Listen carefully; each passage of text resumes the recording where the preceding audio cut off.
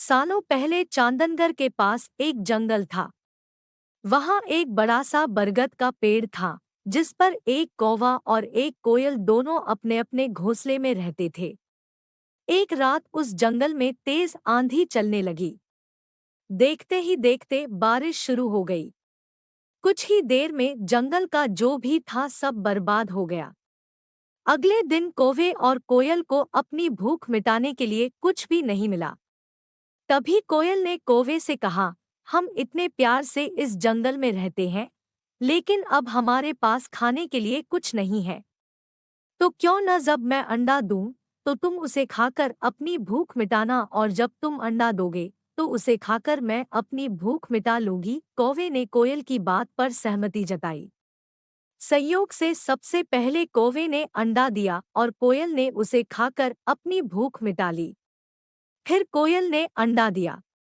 कौवा जैसे ही कोयल का अंडा खाने लगा तो कोयल ने उसे रोक दिया।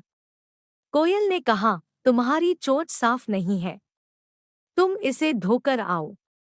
फिर अंडा खाना भागकर कौवा नदी के किनारे गया। उसने नदी से कहा, तुम मुझे पानी दो, मैं अपनी चोंच धोकर कोयल का अंडा खाऊंगा। नदी बोली, ठीक है, पानी के लिए तुम एक बर्तन लेकर आओ। अब कौवा जल्दी से कुम्हार के पास पहुंचा। उसने कुम्हार से कहा, मुझे घड़ा दे दो, उसमें मैं पानी भरकर अपनी चोंच धोऊंगा और फिर कोयल का अंडा खाऊंगा। Report add. कुम्हार ने कहा, तुम मुझे मिट्टी लाकर दो, मैं तुम्हें बर्तन बनाकर दे देता हूँ। यह सुनते ही कौवा धरती माँ से मिट्टी मांगने लगा। वो बोला, माँ मुझे मिट्टी दे दो, उससे मैं बर्तन बनवाऊंगा और उस बर्तन में पानी भरकर अपनी चोंच साफ करूंगा। फिर अपनी भूख मिटाने के लिए कोयल का अंडा खाऊंगा। धरती माँ बोली, मैं मिट्टी दे दूंगी, लेकिन तुम्हें खुरपी लानी होगी, उसी से खोदकर मिट्टी निकलेगी। दौड़ते हुए कौवा लोहार के पास पहुंचा। उसने लोहार से कहा, मुझे खुरपी दे दो, उससे मैं मिट्टी निकालकर कुम्हार को दूंगा और बर्तन लूंगा। फिर बर्तन में पानी भरूंगा और उस पानी से अपनी चोंच धोकर कोयल का अंडा खाऊंगा। Report add.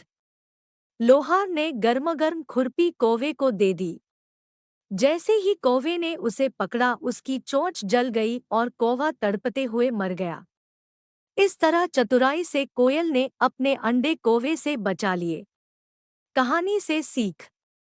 कौवे और कोयल की कहानी यह सीख देती है कि दूसरों पर आंख बंद करके भरोसा नहीं करना चाहिए।